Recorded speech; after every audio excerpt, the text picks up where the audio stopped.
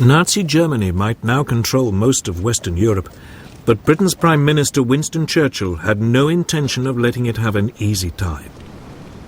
We shall not flinch from the supreme trial. All will come right out of the depths. Even before France had surrendered, he was looking for ways of striking back and of keeping resistance alive in the countries which had been overrun.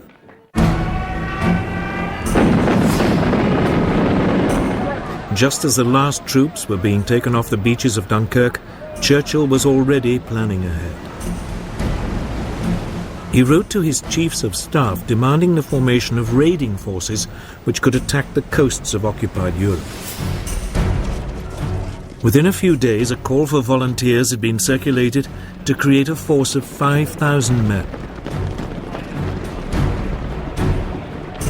They were to be called commandos, after the highly mobile Boer units which had fought the British for 3 years in South Africa at the turn of the century. 10 commando units, each of 500 men, were set up.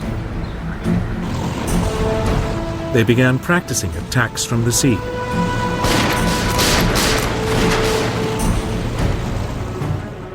One unit was ordered to specialize in parachuting and using assault gliders. This soon became the basis of the separate parachute regiment.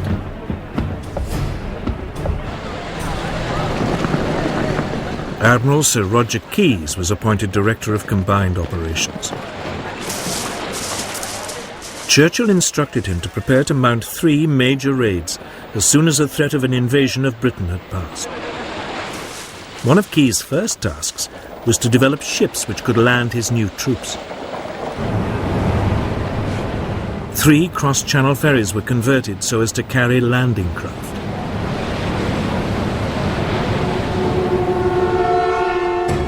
On March the 4th, 1941, 2 commando units and a demolition squad were landed on the Lofoten Islands off northern Norway. Their main objective was to destroy factories which converted fish oil into glycerine for explosives.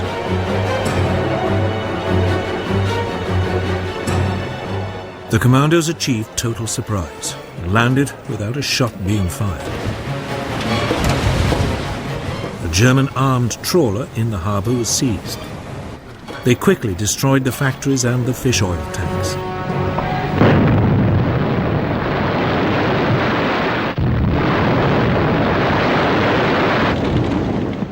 One officer could not resist using the local post office to send a telegram to A. Hitler, Berlin. It read, "Reference your last speech. I thought you said that wherever British troops land on the continent of Europe, German soldiers will face them. Well, where are they?" The commandos then rounded up 60 Norwegian collaborators and 225 German prisoners before returning without any losses. With them, they also took 115 Norwegian volunteers. These would then join the Free Norwegian Forces in Britain.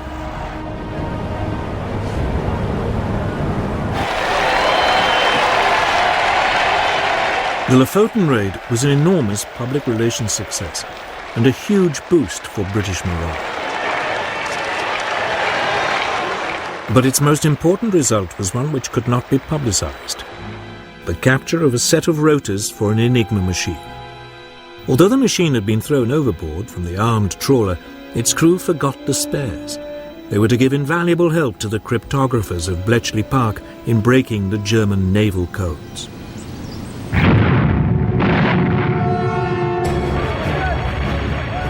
Then in December 1941, 4 commando units landed at the Norwegian port of Vagsø and were immediately involved in heavy fighting. The approach to Vagsø was covered by the small island of Malø, on which the Germans had placed artillery.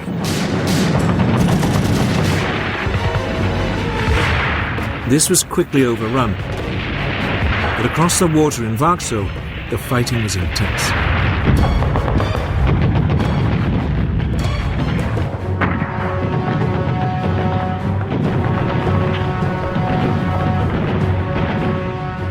It took several hours for the main German garrison to be subdued.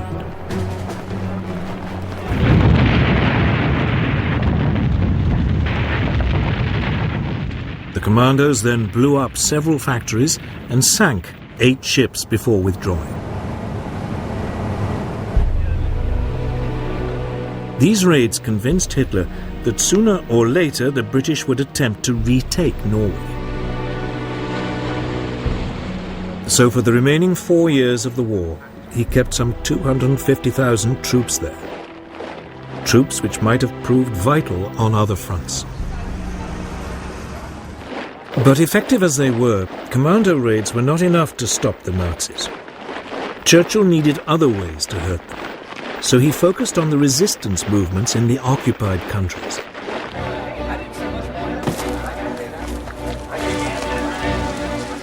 In July 1940, a Special Operations Executive, SOE, was formed, as Churchill put it, to set Europe ablaze. Its objectives were to encourage sabotage of the enemy war effort, gather intelligence and prepare clandestine forces to disrupt German defences.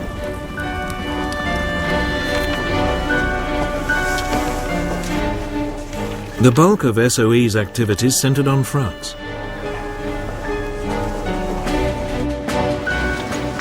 Soon agents were recruited in Britain to build up and coordinate the French resistance networks.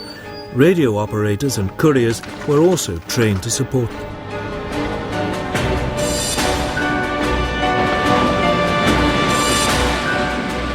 One problem was how to get these teams into the country.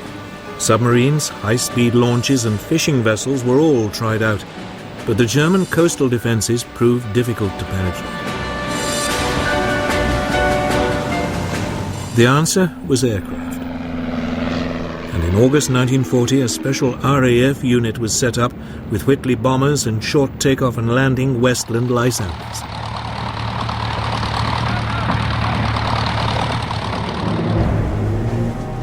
Agents and equipment were either parachuted in from the bombers or flown in and brought out by the Lysanders.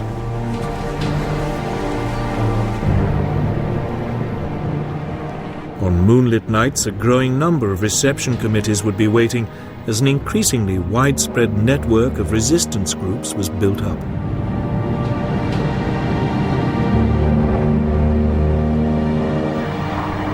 But all the while, they were hunted by an increasingly sophisticated German counter-espionage system.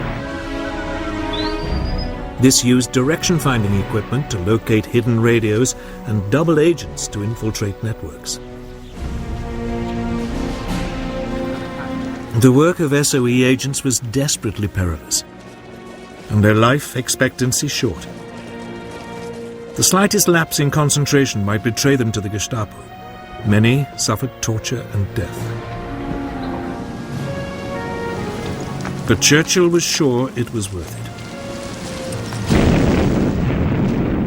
Keeping resistance alive in the occupied countries gave hope to millions that liberation would eventually come.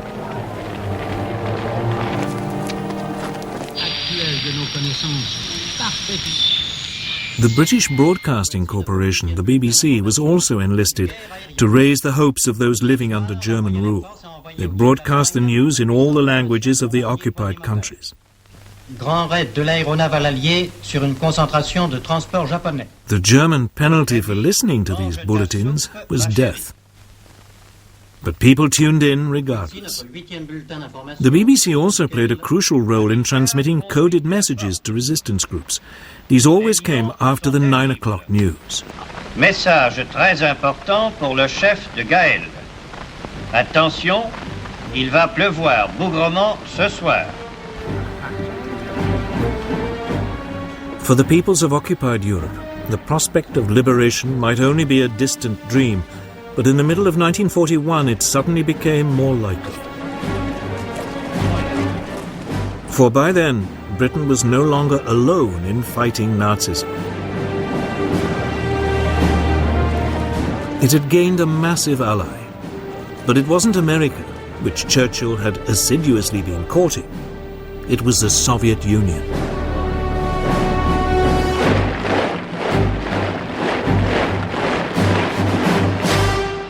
Wir können glücklich sein zu wissen, dass diese Zukunft Rest los uns gehört. Adolf Hitler had never disguised his belief that the Soviet Union would be his regime's ultimate enemy. Der sich als Träger seines besten Blutes fühlen und dieses wissend zur Führung der Nation. He hated communism and saw the vast open spaces and abundant natural resources of Soviet Russia as the prize which would finally enable the German people to become the master race.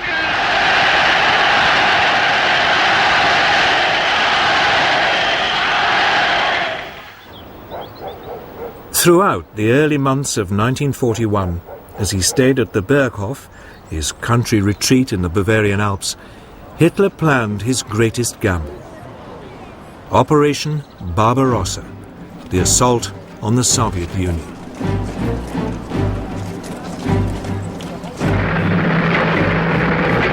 Steadily, his armies were redeployed to the east and re-equipped for what would be their greatest challenge. In theory, Stalin's Soviet Union was still Hitler's ally, and Stalin was keen to keep it that way, for his country was woefully unprepared for war.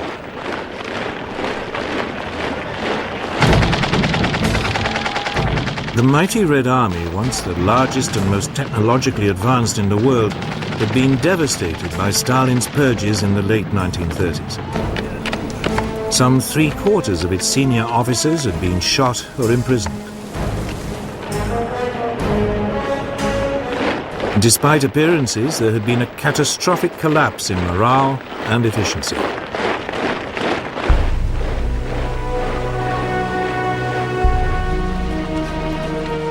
As German soldiers now flooded into neighboring Poland, Stalin, desperate to maintain the peace, gave orders that nothing should be done to offend Hitler.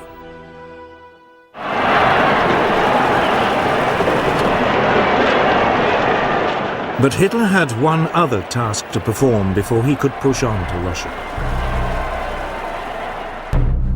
He needed to secure his southern flank. Romania, Bulgaria and Hungary were Germany's firm allies. But in March 1941, a Yugoslav government sympathetic to Germany was overthrown by pro-British forces. Its next-door neighbour Greece was also pro-British.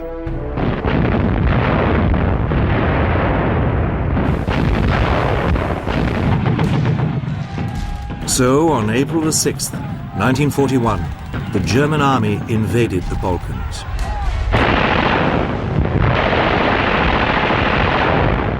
"33 German divisions moved into Yugoslavia.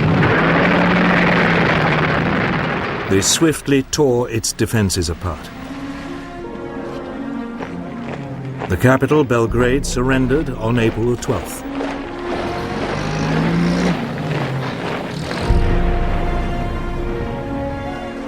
Greece fell almost as quickly. Despite British help, Athens was captured in less than 3 weeks.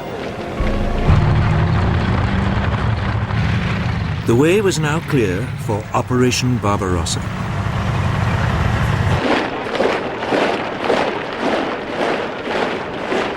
Over 4 million men were to be deployed. They were supported by more than 3,000 aircraft.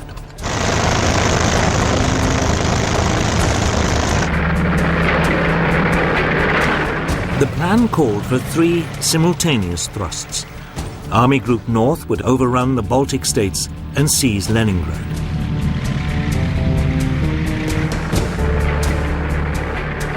Army Group Center was to advance to Moscow.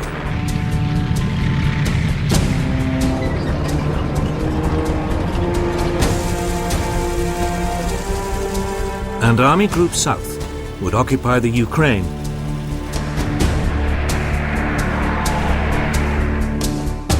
Hitler's generals went silent when he showed them the plan. They were worried it was too ambitious and would spread their forces too thinly.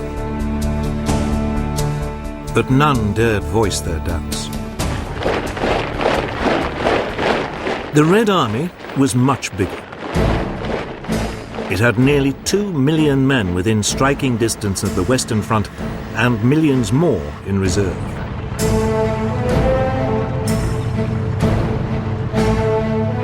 The Russians also had more than 20,000 tanks, far outnumbering Germany's 6,000.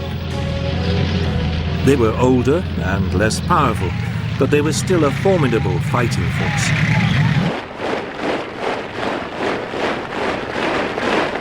The issue for Germany was, could its superior technology and speed overwhelm the Russians before the Red Army's vast numbers ground them down?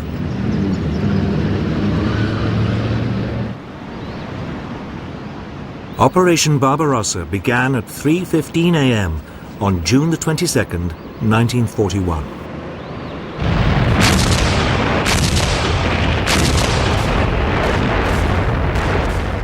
The Luftwaffe joined in at dawn, targeting Soviet airfields.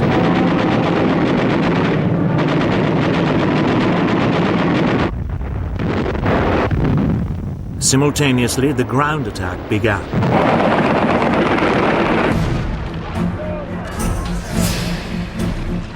The Germans swiftly crossed the River Bug on the border between Poland and the Soviet Union.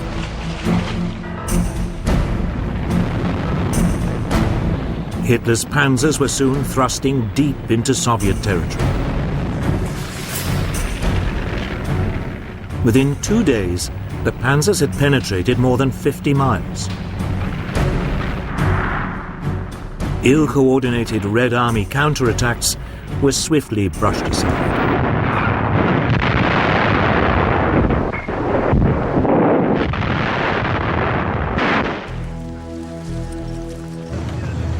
Tens of thousands of Soviet prisoners were rounded up. Meanwhile, the Luftwaffe had total domination of the air. The Red Army's leadership seemed paralyzed by the German onrush.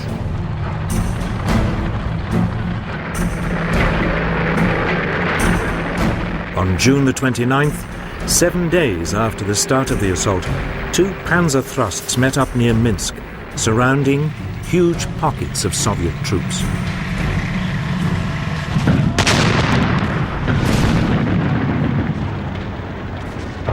As the follow-up infantry arrived, more than 300,000 prisoners were taken.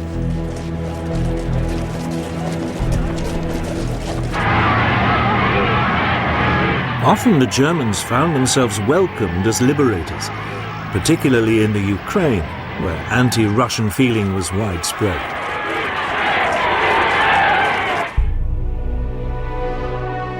In Moscow, Stalin appeared to have suffered a near breakdown at the news of his betrayal by Hitler. He remained silent for more than a week.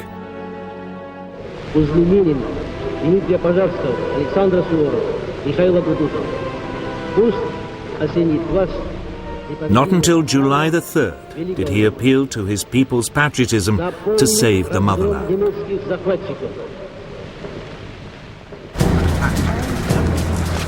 In Britain, the Prime Minister, Winston Churchill, received the news of Operation Barbarossa with very different feelings. It meant the country no longer stood alone. He announced that any enemy of Nazi Germany was a friend of Britain's, no matter what the political differences in the past. He then sent a mission to Moscow to sign a treaty of mutual assistance with Soviet Foreign Minister Vyacheslav Molotov. But apart from sending aid by sea, there was little Britain could do immediately to help the Soviet Union.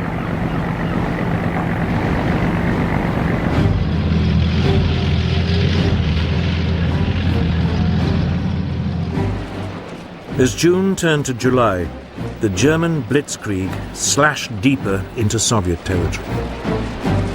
It was beginning to look as if nothing could stop Hitler, but he was about to make his first major strategic blunder.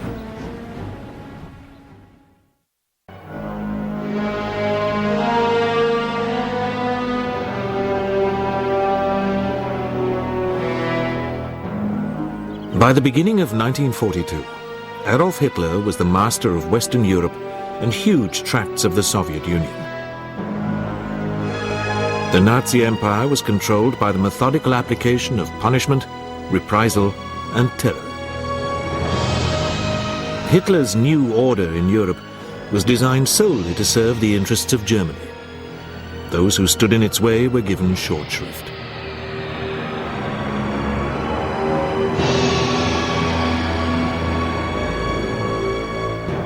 The people of occupied Europe were as much Hitler's captives as the tens of thousands of Allied troops languishing in prisoner-of-war camps.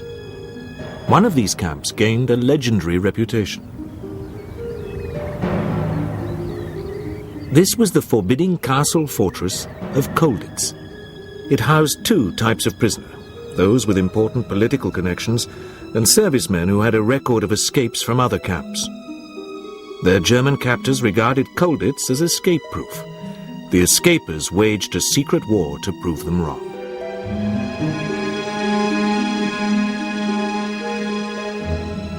But even when these brave men had broken out of Colditz, they faced a daunting journey through occupied Europe which demanded enormous reserves of enterprise and nerve.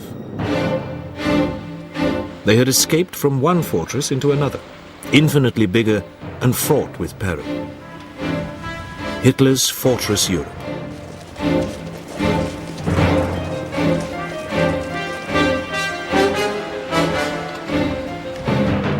Only the boldest and the luckiest could look forward to the sight of the white cliffs of Dover at the end of their home run from Colditz.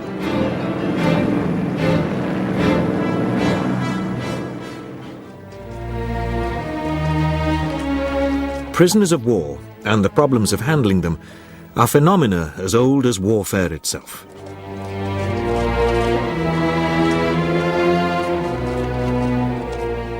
Nearly 2,000 years ago, the reliefs on Trajan's column recorded the triumphs of the Roman legions and the humiliation of their enemies. Death or the galleys awaited the men captured on the field of battle.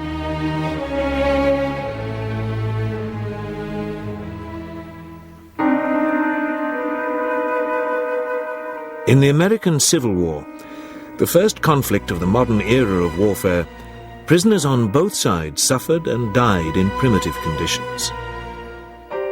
During the First World War, the treatment of prisoners was regulated by the terms of an international treaty signed at The Hague in 1899. This stated that prisoners must be humanely treated and not obliged to divulge military information other than name, rank, and number. On the Western Front, the life of a prisoner of war assumed a shape that was to become familiar in Europe a quarter of a century later. A pattern was established. The first stage was the march away from the fighting to the rear.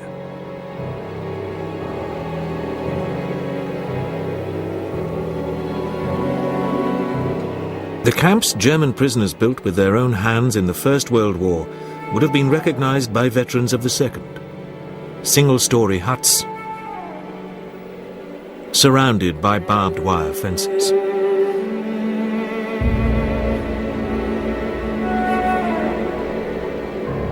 Roll calls were a monotonous feature of camp life.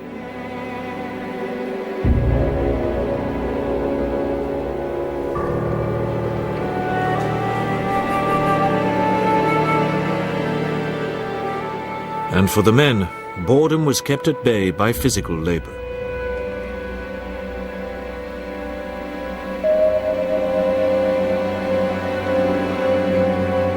Each camp became a small world of its own.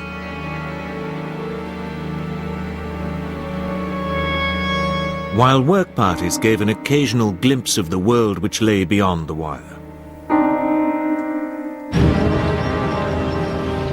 In the Second World War, the massive hauls of men captured in battle presented an acute problem, not least on the Eastern Front, where millions of Red Army soldiers fell into German hands in the first year of fighting.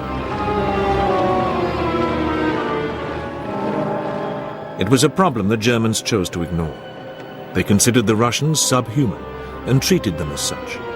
Those prisoners who did not die on the forced marches back to Germany were worked to death when they got there. In the winter of 1942, the boot was on the other foot. At Stalingrad, the Russians surrounded an entire German army. The German survivors of the battle for Stalingrad surrendered at the beginning of February 1943.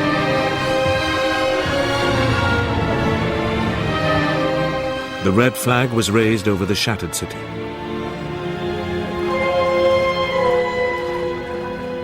Of the 100,000 German troops who tramped into Russian captivity, barely 5,000 survived the war.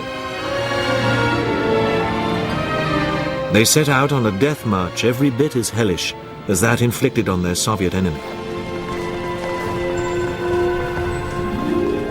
At one collecting point, 17,000 dead were left behind as their comrades trudged off to their final destination.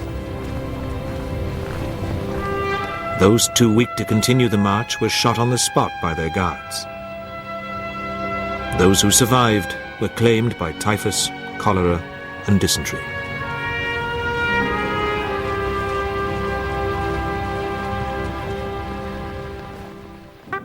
These nightmarish conditions had not been anticipated in 1929, the year which saw the signing in Geneva of a new convention on prisoners of war.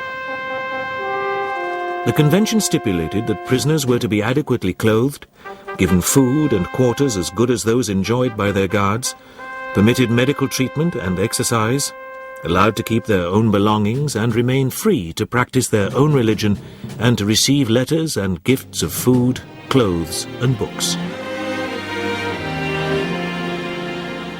The convention was to be administered by the International Red Cross organization. But in the Second World War, the writ of the Red Cross did not run to German prisoners in Soviet hands, nor to Russian prisoners in Germany. Moreover, the 1929 convention had not been signed by the Soviet Union or Japan.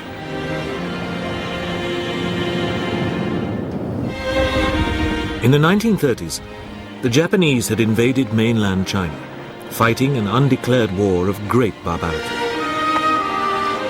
But even the nations which had signed the convention had an escape clause. The war which broke out in Europe in 1939 brought with it increasing levels of privation. In Germany from 1942, these were to rise steadily. The convention allowed its signatories to cite operational necessity as a reason for not following the terms of the Geneva Convention to the letter. While German civilians went hungry and cold, so did the men shivering behind the barbed wire of the prisoner of war camps. Not so the Germans and Italians who went into the Allied bag in 1943 at the end of the campaign in North Africa. These men were to enjoy the comfortable conditions of camps in the United States.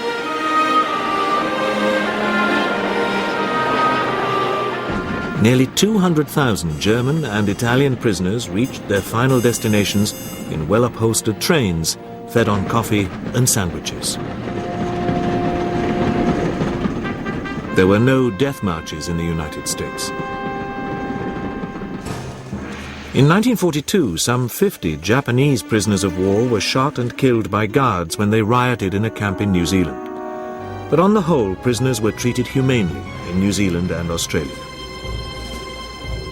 In contrast, Japanese treatment of their prisoners was brutal in the extreme. To the Japanese, surrender was a shameful act. Death was to be preferred to captivity. The Allied troops who surrendered to the Japanese endured appalling conditions.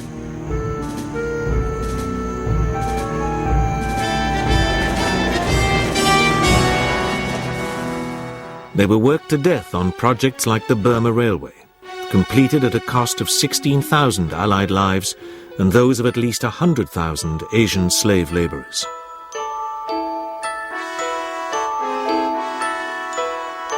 Of the 50,000 British troops captured by the Japanese, a quarter died in captivity. Those who survived were living skeletons.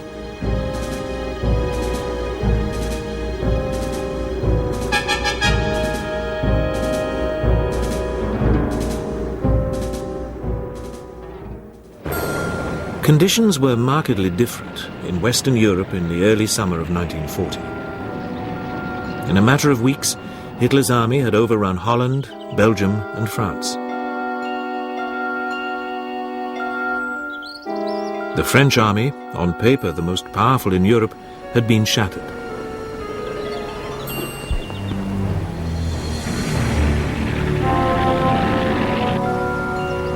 Defeat was a bitter pill.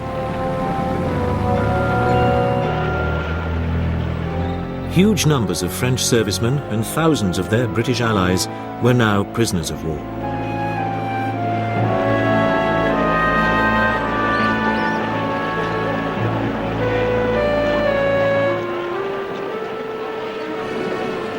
In the earliest days of the Second World War, some POWs were housed in barracks.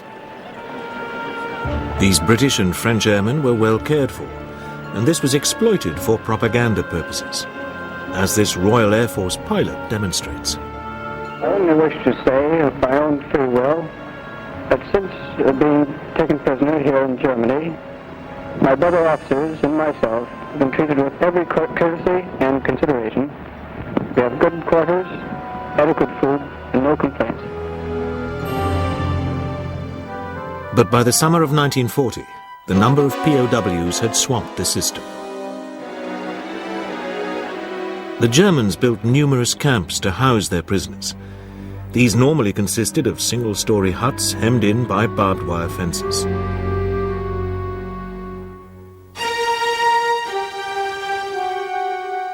The camps were located throughout Axis territory, many in Italy, the majority in Germany itself, and there were also some prisoner of war camps in Poland.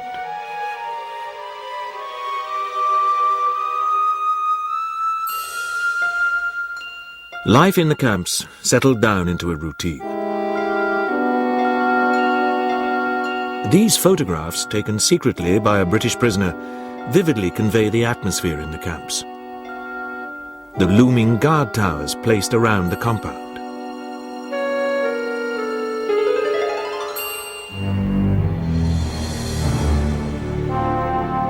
The harsh monotony of daily life.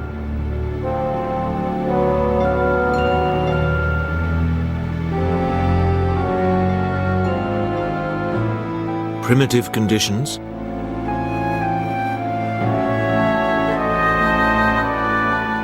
and long hours of boredom.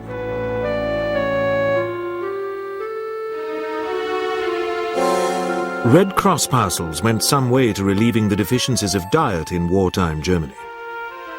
And there was always time to work on your sporting skills.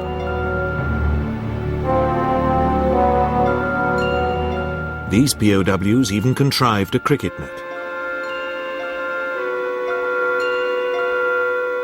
As time wore on, camp entertainments became increasingly sophisticated. Minstrel shows,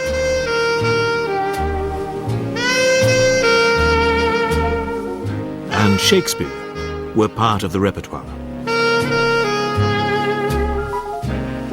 Even the Wild West came to life behind the barbed wire.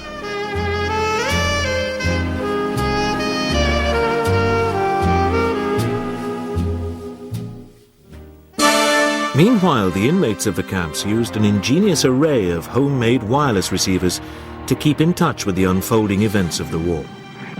In December 1941, the Japanese attacked the United States' great naval base at Pearl Harbor, plunging America into the war.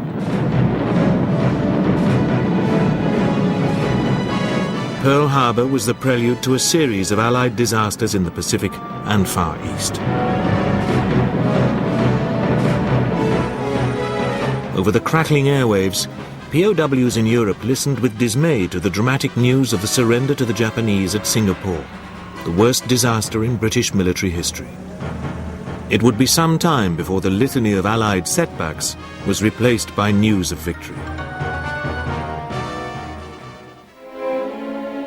As had happened in the First World War, working parties gave POWs a chance to breathe the air outside their compound. These Italian prisoners in England provided willing extra hands for the harvest. The Geneva Convention outlawed dangerous or military work for prisoners, but the Germans breached these basic provisions by forcing Allied POWs to work in armaments factories and mines.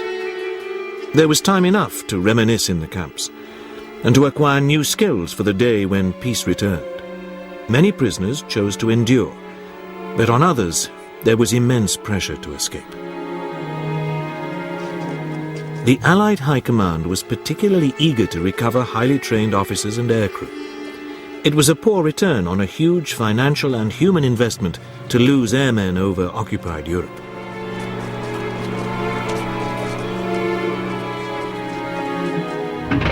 The Germans knew this, and the camps in which airmen and officers were housed, respectively designated Stalag Luft and Oflag, were more heavily guarded than the Stalag camps in which other ranks were imprisoned.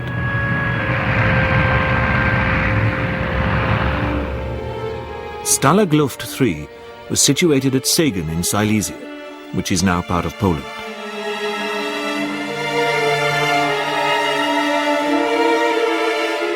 Life at Sagan followed the well-established routines common to all camps. Boxers battled it out in the shadow of the guard towers.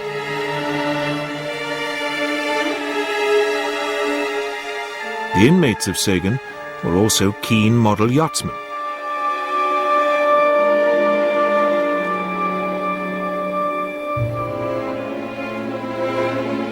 As summer gave way to winter, ice hockey on an improvised rink provided an outlet for pent-up energy.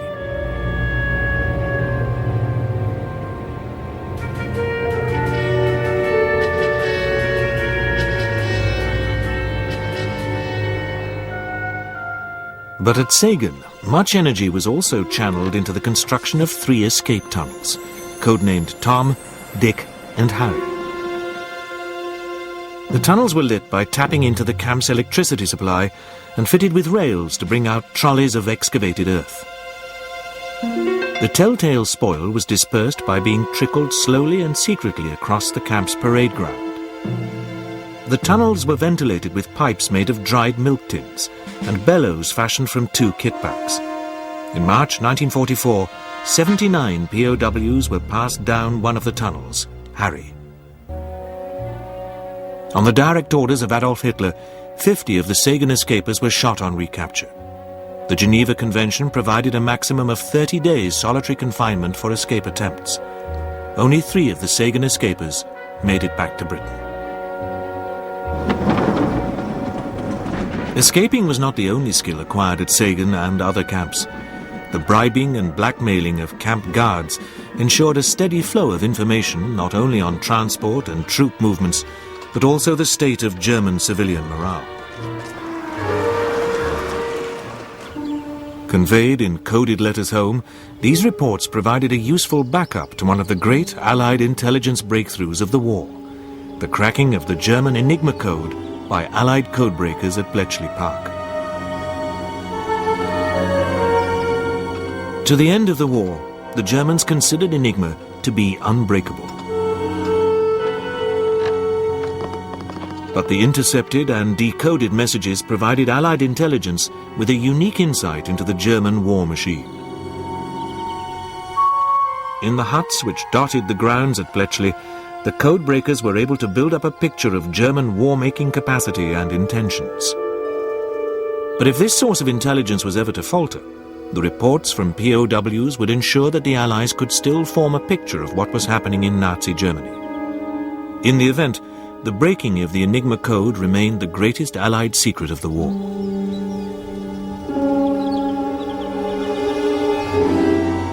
An insight into the crossover between Allied intelligence and prisoners of war is provided by the celebrated capture in early 1945 of the bridge over the Rhine at Remagen. An American manual on the security of escapers mentioned that the bridge at Remagen, upstream of Bonn, was likely to be unguarded. This was the bridge the Americans found intact, but no longer unguarded, when all the other bridges had been blown on the 7th of March 1945.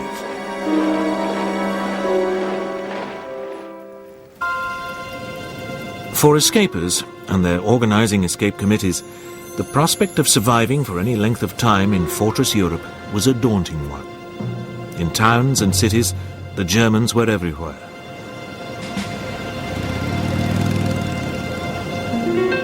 And behind them lay an army of collaborators and informers. Resistance organizations existed to help escapers and Allied servicemen attempting to evade capture. One of the most remarkable was the Comet Line, which ran from the Belgian capital Brussels through Paris and then over the Pyrenees to Spain and eventual safety in British-held Gibraltar. The Comet Line was run by a gallant young Belgian woman in her 20s, Didi de Jong.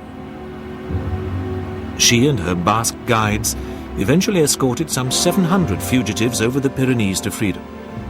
Eventually, Didi was betrayed and sent to the concentration camp for women at Ravensbrück. She survived the war to become a nurse in Ethiopia.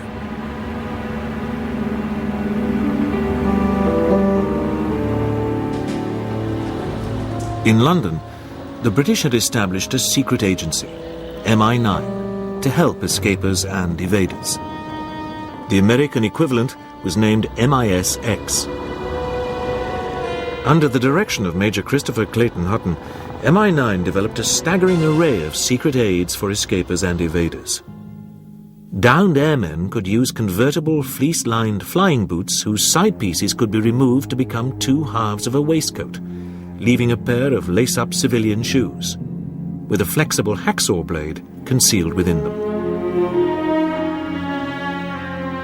The airmen were also provided with rustle-free maps printed on silk.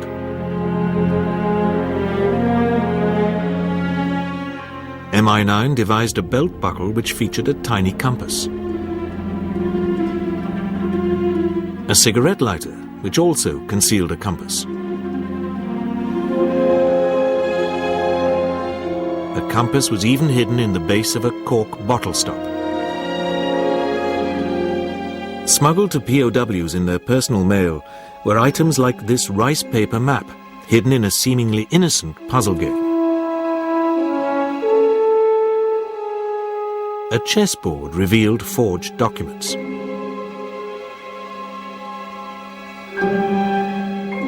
A shove halfpenny board concealed currency and a hacksaw blade.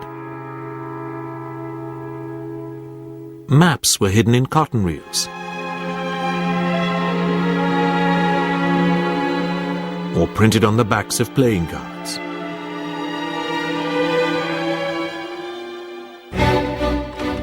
Commandos earmarked for raids on occupied Europe were also given careful training in evasion methods. But for security reasons, they were not provided with the names or addresses of any of the men and women living in the area of the operation who might help them. The importance of this rule was underlined in the run-up to the airborne raid on the German radar station at Bruneval in Normandy in February 1942. MI9 gave the operations planners a top-secret list which contained the names and addresses of French people in the area who had helped evaders in 1940. But in a potentially damaging breach of security, one of the planners at the headquarters of Combined Operations handed over the name and address of an individual on the list to a key member of the Bruneval operation. This was Wing Commander Pickard, who was to pilot the aircraft leading the parachute drop. Pickard memorized the name and address, but later told an MI9 colleague about them at the latter's wedding. It was an illustration of just how easily security could be breached and lives placed at risk. This address turned out to be of no use to Pickard, who was shot down and killed in February 1944 while leading Operation Jericho, the bombing raid on Amiens prison to free resistance workers held there. After the raid, over 250 prisoners made good their escape through the shattered walls.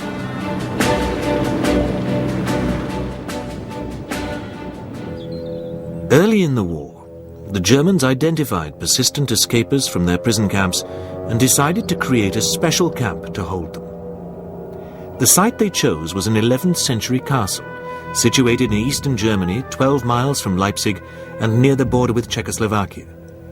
The prison was designated Oflag 4C, but it was to become universally known as Colditz.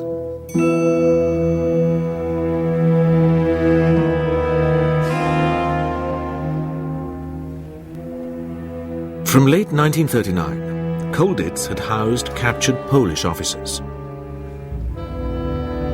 The castle presented a tough proposition for would-be escapers.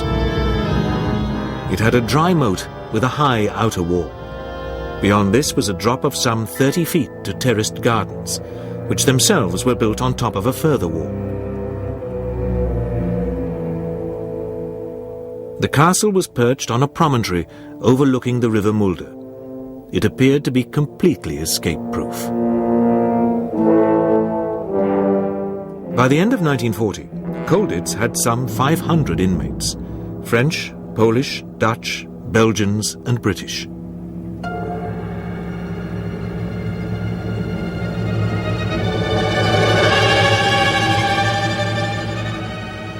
To guard them and keep the prison's administration ticking over, there were 300 German soldiers. They were quartered around one of the castle's two main courtyards. The prisoners were crammed into the accommodation above the other. The castle was ringed by 18 watchtowers, equipped with machine guns. Sentries constantly patrolled back and forth between each pair of towers. There were always 2 sentries in the prisoners' courtyard. In addition, the German personnel at Colditz included a team of Abwehr intelligence men who were dubbed ferrets by the prisoners.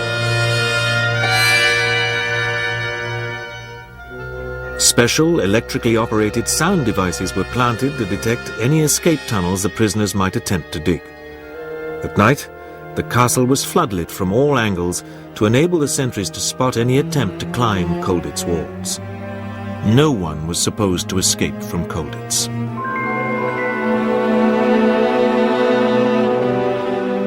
This had a galvanizing effect on its inmates. Airy Neve arrived at Colditz in 1941. It was a tremendously exciting thing to arrive at Colditz because we all wanted to get to Colditz, those of us who were keen escapers. It was really like getting in the first 11. Each national group of POWs had its own escape committee. Its job was not only to coordinate all escape attempts, but also to gather intelligence about life in wartime Germany.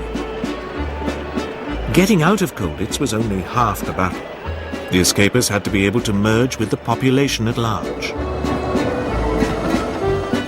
This was a daunting prospect for even the boldest of escapers.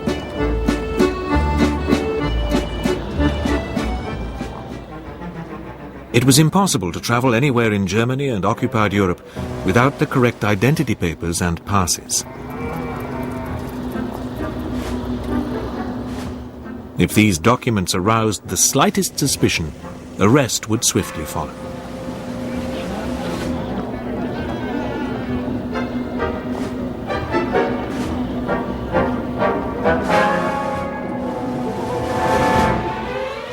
To obtain information on identity cards and passes, the escape committees bribed guards and closely questioned recaptured escapers. The prisoners then forged the necessary documents, and so skilled did they become that their efforts were indistinguishable from the genuine article. In many of the camps from which the Colditz prisoners were transferred, tunnels were a staple of escape attempts.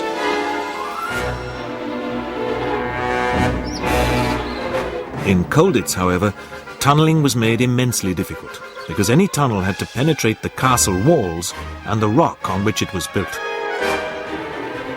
Nevertheless, a number of tunnels were dug, using tools made from the prisoners' iron bedsteads.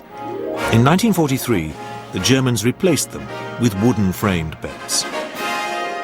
There were no successful escapes from Colditz by tunnel.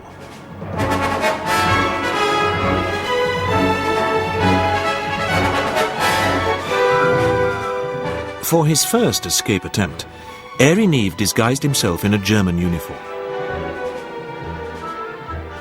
I walked out with the guard down the causeway to the main entrance of the castle, past one of the sentries, but then everybody realized that my uniform was bright green instead of field grey, and the reason, of course, was that I'm slightly colorblind.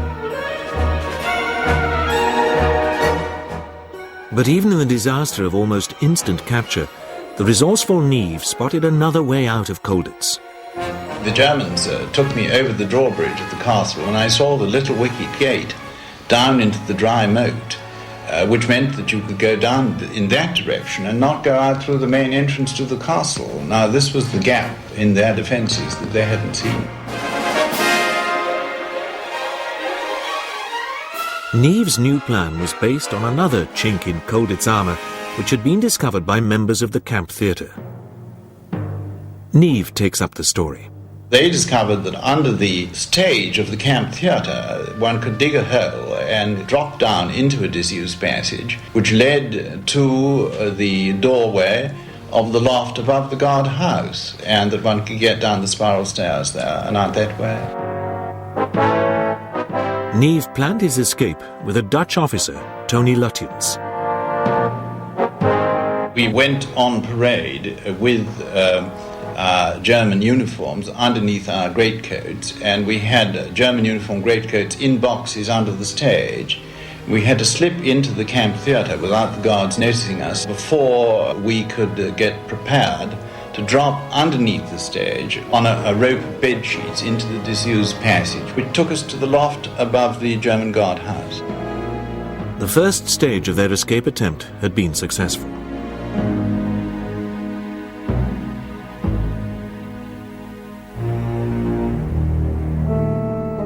Neve and Lutyens then made their way to the wicket gate, which Neve had spotted on his first escape attempt. So far, so good.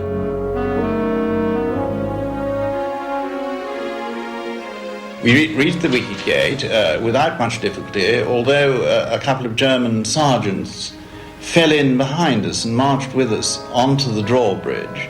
And we then opened the wicket gate and descended into the moat, which was covered in snow at that time, and we walked up the other side. As we did so, a German soldier came down the other side, and he was the only person to challenge us. He stopped in front of us and looked at us, and my friend Tony Lutyens, the Dutch officer who spoke very good German, didn't lose his head. He said, "Why do you not salute?" in German, very loudly, and the man saluted, and then he walked away, but it was a very dangerous moment. Having disposed of their uniforms, Neve and Lutyens now disguised themselves as foreign workers sent to Germany as forced labour. An advantage to this cover was that the escapers did not have to be fluent in German. Travelling by train, Neve and Lutyens got as far as Ulm, hoping to reach the Polish port of Gdynia, but their papers did not allow them to travel any closer to the Polish frontier.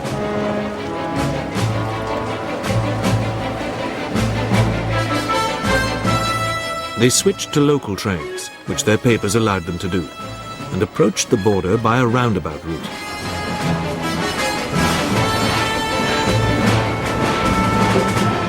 Then they took to their feet, Neve following the railway across the frontier.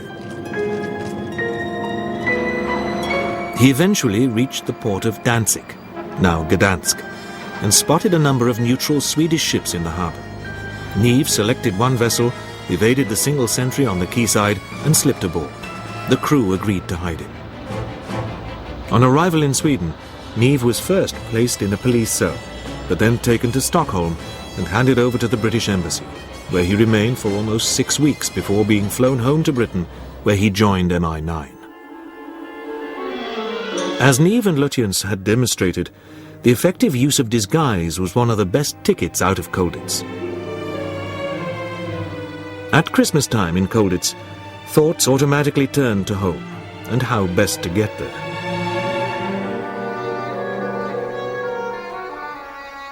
One ingenious escape involved 6 POWs who disguised themselves as a German fatigue party.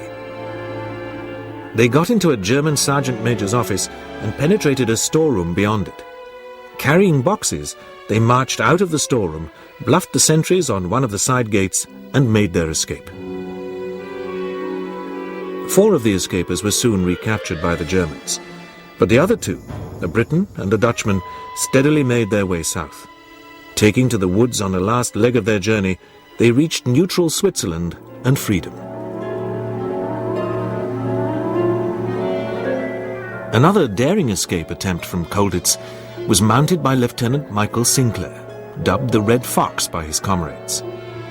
Sinclair closely observed a quiet part of the Colditz perimeter. His escape companion, Jack Best, recalled. He watched it from one corner himself and the other side, a friend of his, every night for 9 months for about an hour during the change of routine from the day shift to the night shift of guards and the perimeter lights coming on. And occasionally he found a weakness, and eventually it happened pretty regularly.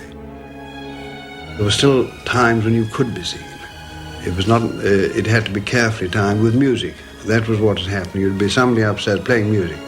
When the music was playing, you mustn't move. When the music stopped, you moved jolly quick. Well, the first thing that had to be done was the window bars, 2 wires broken back, and about a 70-foot rope thrown out. On the end of the 70-foot rope was a briefcase and another rope of 20, 30 feet for the final drop. Mike went first. There was then about a 30, 40-foot drop. Unfortunately, both of us pushed up against the balustrade where there was a bell that the guards used when coming off duty to have the guard room door opened. The noise made by the bell spelt the end of this escape bid.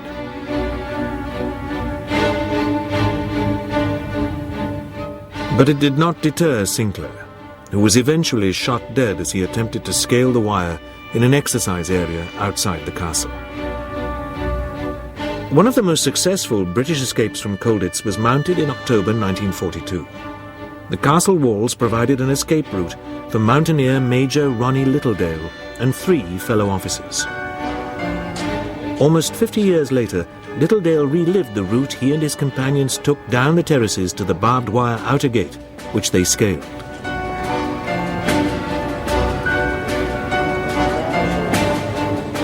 Once again, the defences of the escape-proof prison had been breached.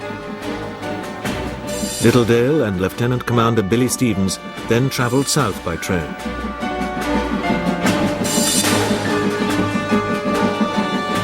Soon they reached the Alps.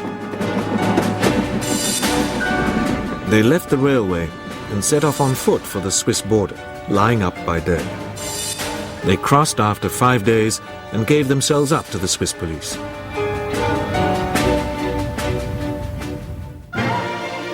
The third of these escapers was Captain Pat Reed, a veteran of the Colditz Escape Committee.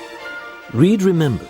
Of course, one thing I couldn't forget when I got across was to send a postcard from a post office as soon as I could get to one. And I think I used words to the effect that simple code language, wish you were here. Enjoying the snows of Switzerland, something like that, you see. And they got it, eventually. Other prisoners tried to escape by hiding in trucks and vans which were visiting the castle with supplies and taking away dirty laundry, but they were usually discovered. Nevertheless, a number of prisoners remained at large for long periods before being caught and returned to Colditz.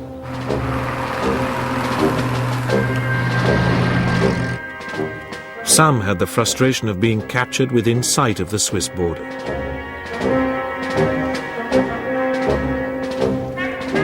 Many French, Dutch and Belgian escapers made for their own countries, even though they were under German occupation.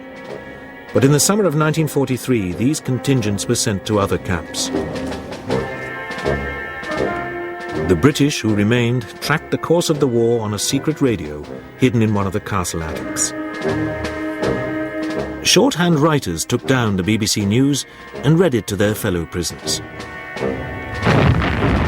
Early in 1943, the Russians had besieged the German 6th Army in the city of Stalingrad. After victory at Stalingrad, the Red Army launched a new offensive which slowed to a halt in seas of spring mud that paralyzed movement on both sides. It was to be summer before heavy fighting erupted again on the Eastern Front.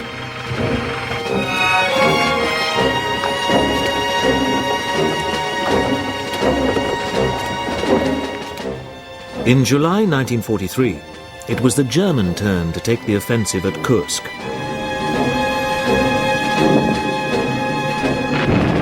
The the entire campaign on the Eastern Front hung on the outcome of this titanic battle of attrition.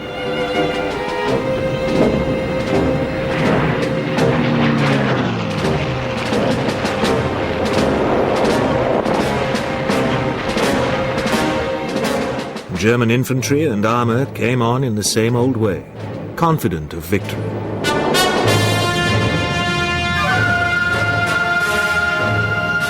But they were stopped in their tracks. The initiative in Russia had passed to the Red Army. Colditz had now become an overwhelmingly British camp, its numbers swelled by officers transferred from other offlags after attempted escapes. The fresh blood helped maintain the determination of the original inmates, who had now been held in the castle for 3 long years. But thanks to their radio, the men of Colditz knew that the war was going the way of the Allies, who had landed in Italy in September 1943 and were pushing northwards. As one Italian town after another was liberated, the prisoners began to feel that the war was slowly but surely getting closer to them. Then, on the 6th of June 1944, came news of the Allied landings in Normandy. The success of Operation Overlord meant that the war in Europe was entering its final stages. In 1940, the British and French had gone into the bag. Now it was the turn of the Germans.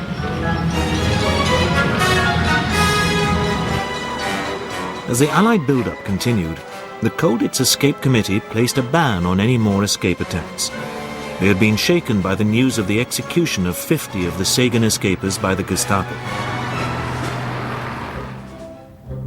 But this did not halt work on plans for the most audacious of all escapes from Colditz. Flight Lieutenant Bill Goldfinch and pre-war racing driver Tony Rolt dreamed up a scheme that was remarkable in its audacity. Goldfinch had designed a glider which he was certain would fly. The tests caused some problems, as a fellow prisoner recalled. They'd made a scale model of the glider beforehand. They'd catapulted it actually out of one of the windows into the courtyard. The thing flew and landed in the courtyard perfectly like a straightforward model glider. It so happened I was in the courtyard at the time, and one of the German officers was down there, one of the camp officers, Pupke, and he watched it and remarked that he was very glad to see the prisoners occupying themselves with something sensible instead of trying to escape. I agreed with him. The glider was built in one of Colditz's attics. The basic materials were bedboards and sheets. Even the tools were entirely homemade. The plan was to launch the glider from the attic in the spring of 1945, when the winds were likely to be favourable. It meant a long wait through the winter, but Lockwood and Rolt were convinced that when the time came, the glider would carry them beyond the town of Colditz. However, in October 1944, with the Western Allies now approaching the German border, London categorically forbade any more escapes from Colditz. Victory was in sight, and there was little point in the prisoners risking their lives in an ever more desperate Germany. That autumn saw new arrivals in Colditz, General Bohr-Komorowski and some of his officers. Bohr-Komorowski had led the uprising of the Polish Home Army in Warsaw in August 1944, in the hope that it would help the advancing Russians to liberate the Polish capital. The Polish Home Army had fought for 10 weeks, but the Russians held back, and the gallant Poles were forced to surrender.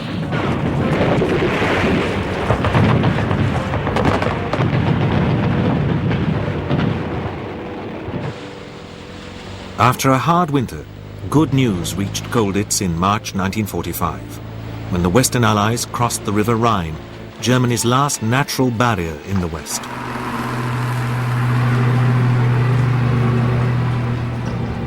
Thereafter, the Allied advance was rapid, and the liberation of Colditz became increasingly imminent.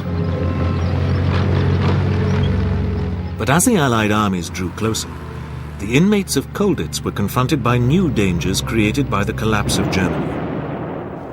The civilian population and significant elements of the German armed forces were now reconciled to surrender. The war was clearly lost. But the Waffen-SS and other fanatical Nazi elements were still prepared to put up a tough fight.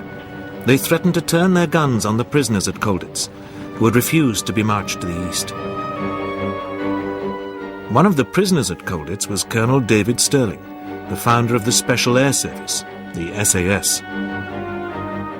Sterling was given the job of preventing a massacre at the hands of Nazi fanatics.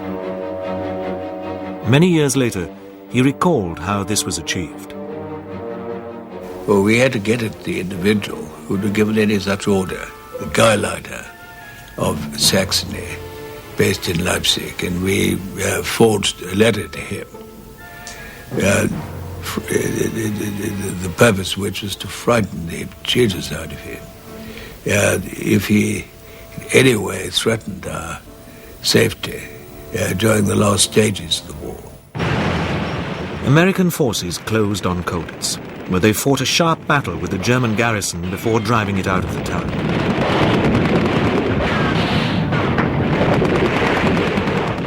But the American commander seemed unaware that the castle housed Allied prisoners of war. His artillery was preparing to open fire on it. One of the POWs recalled what happened next. One of the forward observation officers, saw something colourful waving from one of the windows. This was the American sergeant in the forward observation post. And they were apparently had been given orders to eliminate the castle. That meant to demolish it completely with all of us in it. Fortunately, this sharp-eyed chap saw this French tricolour and then our British Union Jack fluttering from the windows, and they grabbed hold of a young child or boy that they'd just captured or got hold of and said, "Who's in there?" And he said, "Oh, it's full of British and French prisoners of war." So he immediately got on the telephone and got back to his officer, back where the battery was, and told him, for God's sake, not to fire. And according to one story, which appeared in a wonderful book called Detour some years ago, it was something like 30 seconds from the time they were due to start demolishing the castle that the order to stop fire was given. The wonderful moment came around about 8 o'clock when the front gates opened and in walked this American GIs.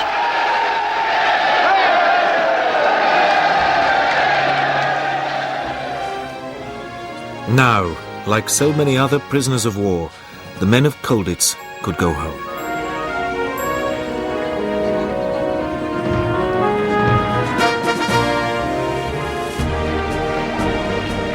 Some of them joined the long, multinational columns of former prisoners making their own way home.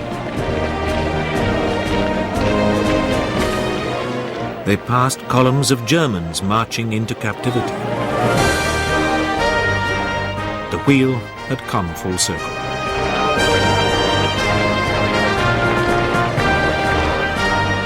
Most of the British prisoners were flown back to Britain. The war had bitten several years out of their young lives.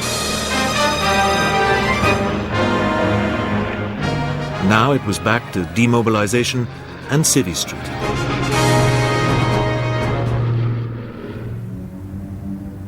For the escapers, Colditz had provided a perpetual challenge.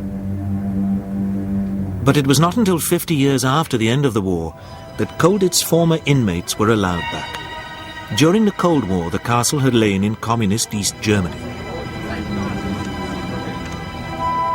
It was an emotional time. Old men remembered the deeds of their youth. Once more they could see the evidence of their quest for escape.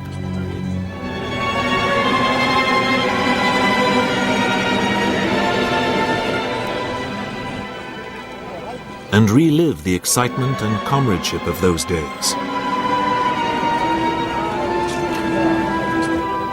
They had proved that walls and barbed wire did not make a prison.